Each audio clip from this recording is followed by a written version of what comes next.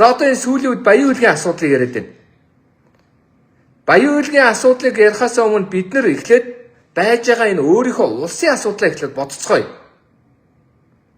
Хятадд, Оросд, Америкт, Англид юу гэдгийг хаасайгүй оронд үндэсний ясны асуудлууд өөр улсад байдаг.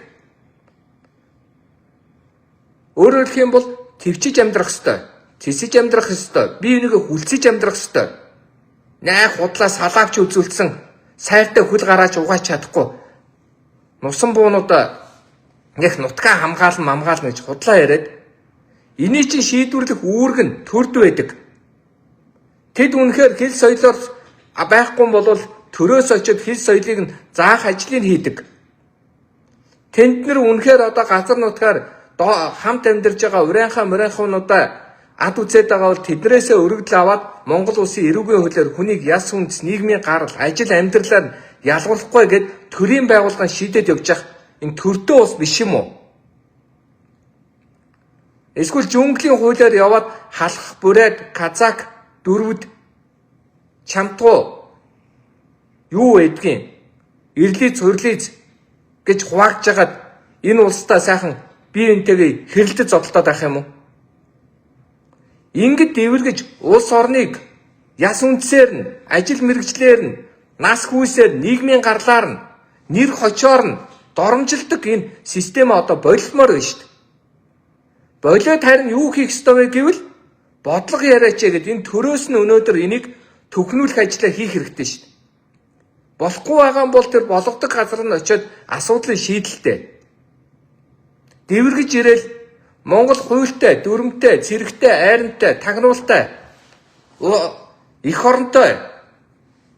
Энэ улс чинь өнөөдөр юу вэ гэвэл эргэтэн давхтантай.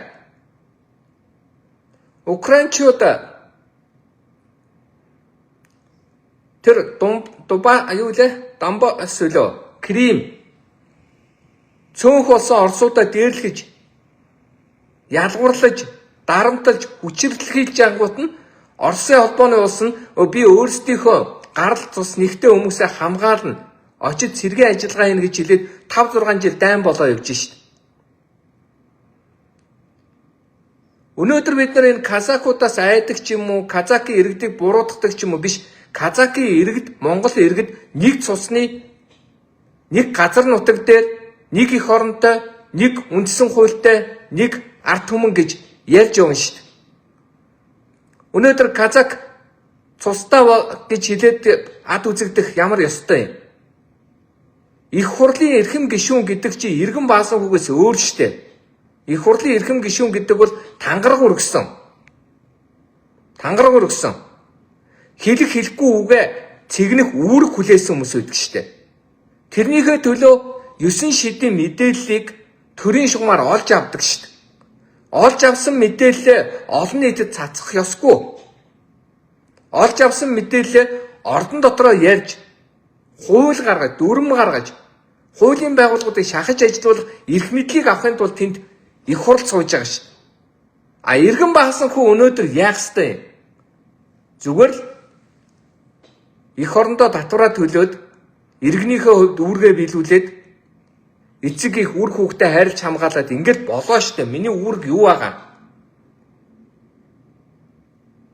Иргэдийг хооронд нь талцуулах зорилгоор зохион байгуулалттай хамар дор хагархаа гэд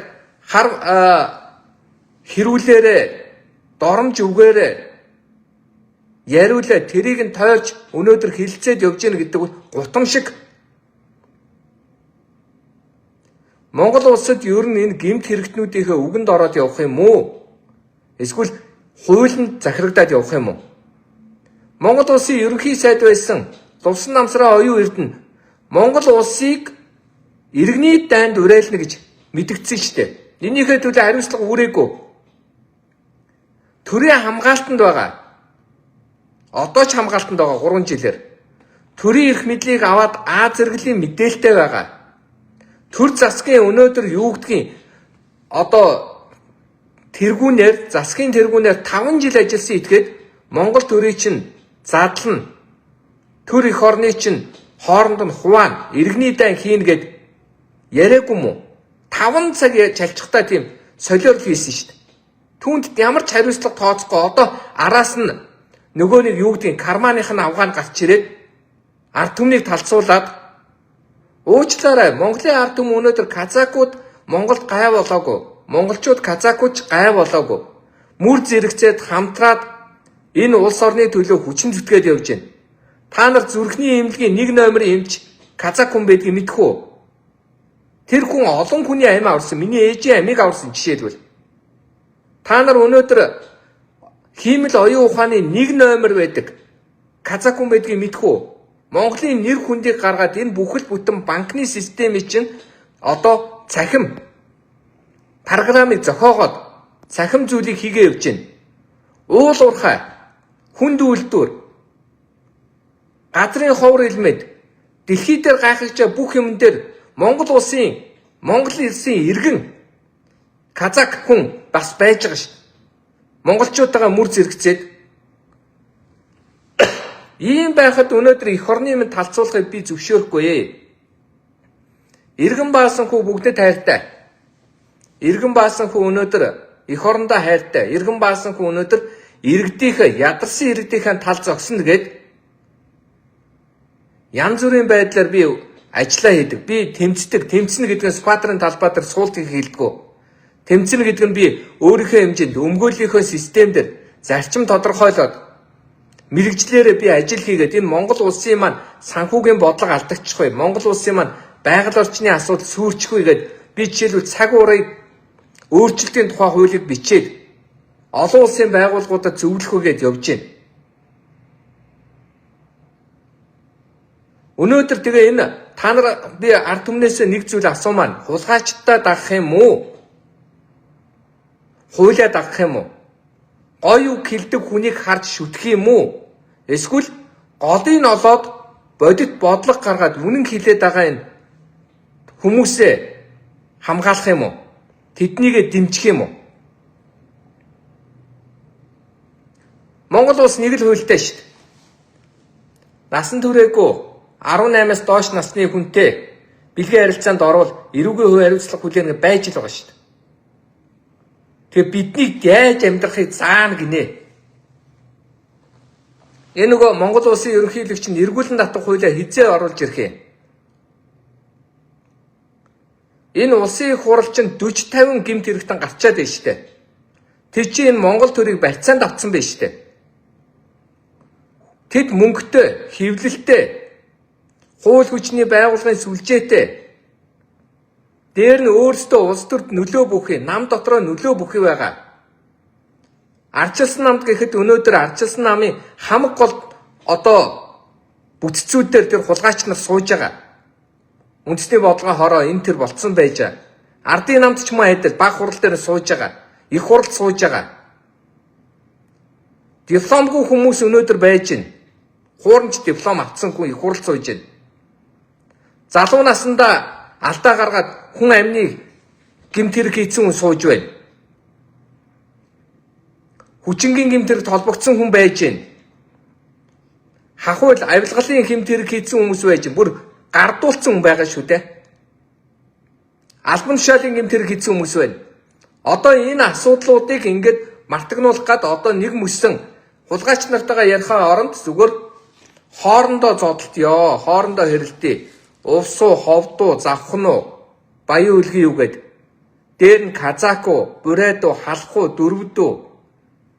Чамтуу юу? Ирлизүү, хурлизүүгээ явах уу? Энэ Монгол улсыг хаглан бутрах гэсэн энэ асуудал чи эрүүгийн хуультай. Эрүүгийн 19 дээр байгаа. Хаглан бутрахсан нэвтрүүлэг хийх. Хаглан бутрахыг урайлга гаргах. Энэ болгон чи өөрөө гэмт хэрэггээд тагнуулын байгууллага дээр өнөөдөр тандал судалгаа хийгээ шалгадаг юм байгаа. Та бидний нэг хөөрөөд ярьснараач болчдгийм биш. Тагнуулын байгууллага одоо үгээ хэлэлтэй. Монгол улсын үндэсний аюулгүй байдал, тусгаар тогтнол, ив нэгдэл, аюулгүй байдлыг хамгаалж байгаа юм бол энэ одоо ард түмнийг талцуулаад байгаа асуудлуудын аль алинд дээр тэр казакууд нь үнэхээр давраад байгаа юм бол тэр давраад байгаа асуудлыг боль гэдэг байдлаар сануулга анхааруулгыг өгөөч.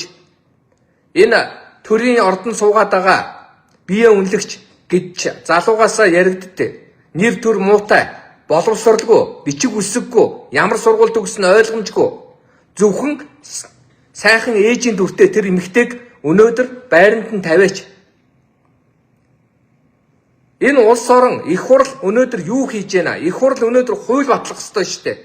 Хуулийн заалт яриад мэтгэлцмээр байна шүү дээ. Хуулийн заалт ярьж нэг их хурлын гишүүн алга. Хуулиа уншихгүй шүү дээ. Сая ямар том онгой болсныг мэдхүү. Нэг 90 наадам хийгэнгууд нь 46 хүн канопт гар үсэг зурцсан. Тэгээ бүгдээрээ гайхаад үгүй нэг имийн наадам хийх юм уу гэх онгойд оронгуудаа одоо яана би гар үсэг авъя гэд шившиг болж хуулиа уншихгүй.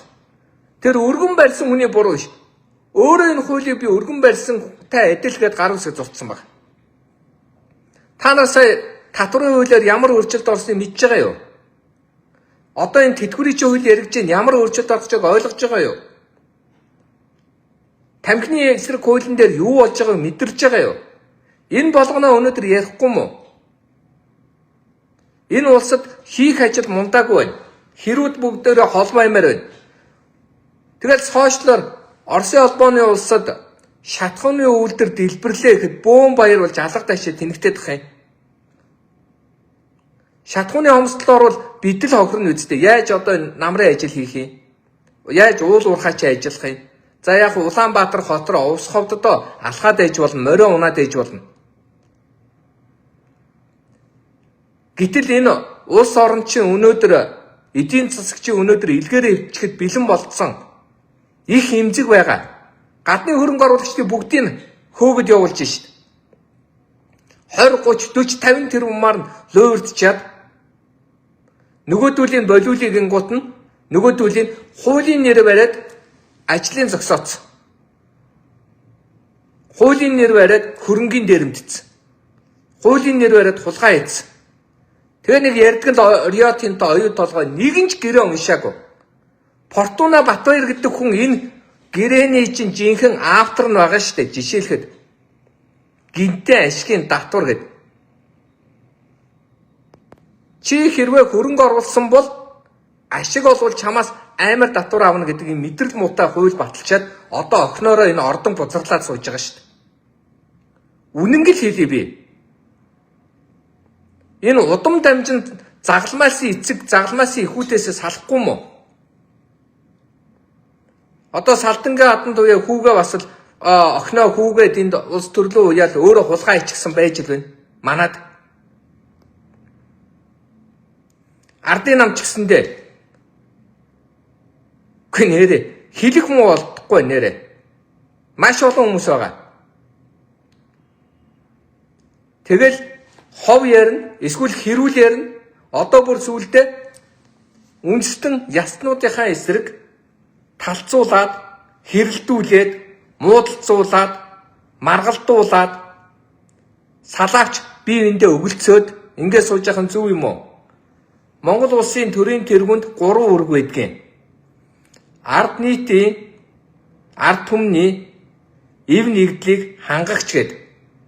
Одоо эв нэгдлийг хангагч ажлаа хийсэн дээр баха. Үгээ хэлсэн дээр баха. Үжил бодлоо гаргасан дээр баха. Тэр хамар дор хагархаа гэдэг шиг хамаагүй бураад байгаа авгаагийнхаа асуудлыг шийдсэн дээр баха. Тэр балиар авгаачийн өнөөдөр Монголын төрийг бузарлаа зогсохгүй монголчуудыг талцуулаад байна. Би яагаад тэр хүний тухай яриад байгаагүй тэр эмэгтэй эсрэг яриад байгаа юм биш. Тэр хүн эрх мэдэлтэй учраас хуулийн дагах ёстой юм.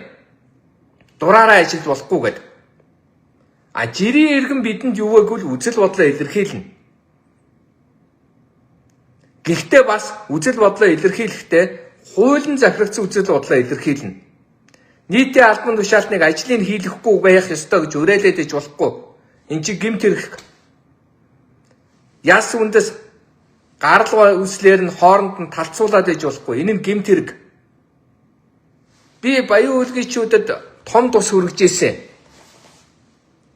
Баян үлгийн иргэн Оросын холбооны улсад 3 жил хоригдсон, хилмигдсэн, арга гэр нь зовдсон Монгол улс нь тоохгүй байхад нь би Оросын холбооны улсаас тэр иргэнийг олоод ирсэн.